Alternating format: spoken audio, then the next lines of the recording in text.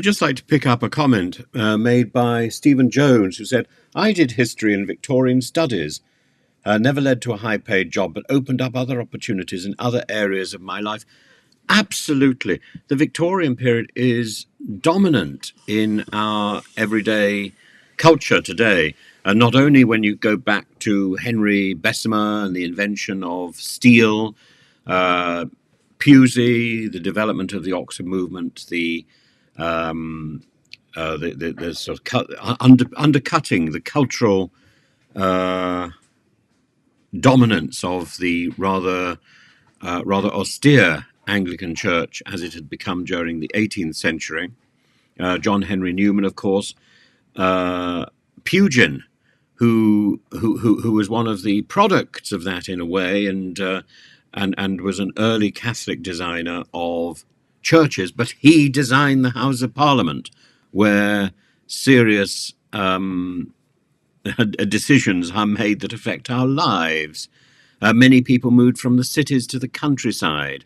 The development of slums, the eradication of disease, the identification of disease because of the overcrowding slums, the development of the sewage system, so trashed by Therese Coffey, the appalling creation of workhouses, so despised by Dickens, the prison reform, again something championed by Dickens' Salvation Army, Barnardo's Charity, the charities that built Birmingham, the business that built Birmingham and Manchester, the idea that education should be for everybody, something that Queen Victoria herself personally believed in, the development of children's literature, particularly books written for children, like Lewis Carroll's Adventures in Wonderland, Treasure Island, The Jungle Book,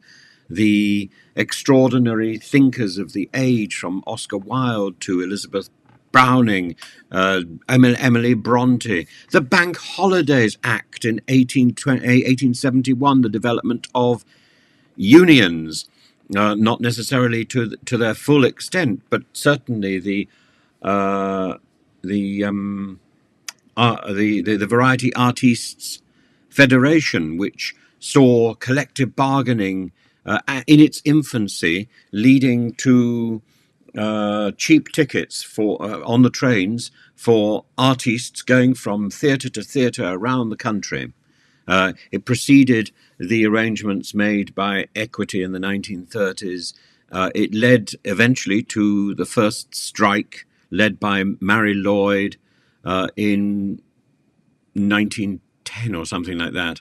But the music hall was a central part of the idea of popular entertainment, music hall, live theatre, healthcare, the idea of cleanliness, championed by people like Florence Nightingale.